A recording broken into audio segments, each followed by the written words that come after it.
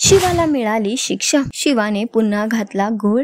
सीताईच्या समोर दिव्याचं सत्य आलं। तिला कळलं की दिव्या वस्तीतच राहत होती आणि आता यातच नवीन प्रोमो समोर आलेला आहे, ज्यामध्ये आपण बघू शकतो की कीर्ती सीताईला भडकवण्याचा प्रयत्न करत आहे। जिथे घरी आल्यावर सीताई खूपच भडकलेली असते आणि कीर्ती तिला अजून भडकवण्याचा प्रयत्न करते। ती तिला म्हणते की शिवाला जर माहित होतं की दिव्या वस्तीतच राहते तर तिला आशूला दुसऱ्याच दिवशी आपल्या घरी पाठवायला हवं होतं, स्वतःसोबत नव्हतं ठेवून घ्यायला हवं। आणि हे ऐकल्यावर सीताई भडकते आणि शिवा त्यांची माफी मागण्याचा प्रयत्न करते। ती माफी सुद्धा मागते, पण सीताई म्हणते की या चुकीवर तुला माफी मिळणार नाही आणि जर तुला या घरात दोघींना आपल्याला एकत्र राहायचं असेल तर मला तुझं तोंडही बघायचं नाही आहे। आणि यानंतरच एक मजेदार प्रोमो मध्ये दिसतोय की शिवाने घातलाय नवीन घोळ, जिथे शिवाला आईने सांगितल्याप्रमाणे ती स्वतःचं तोंड लपवून अख्ख्या घरात फिरत आहे आणि सगळ्यांना तिचा धक्का सुद्धा लागतोय, पण याला ती इग्नोर करून फक्त सीताईने दिलेला शब्द पाळत आहे। आता बघणं खूप महत्त्वाचं असणार आहे। शिवाने घातलेल्या या घोळानंतर आता अजून किती ट्विस्ट आणि टर्न्स आपल्याला बघायला मिळतात। तुम्ही किती एक्साइटेड आहात येणाऱ्या एपिसोडसाठी कमेंट करून नक्की सांगा आणि अशाच टेलिव्हिजन अपडेट्ससाठी टेलिगप्पाला लाईक शेअर सबस्क्राईब नक्की करा।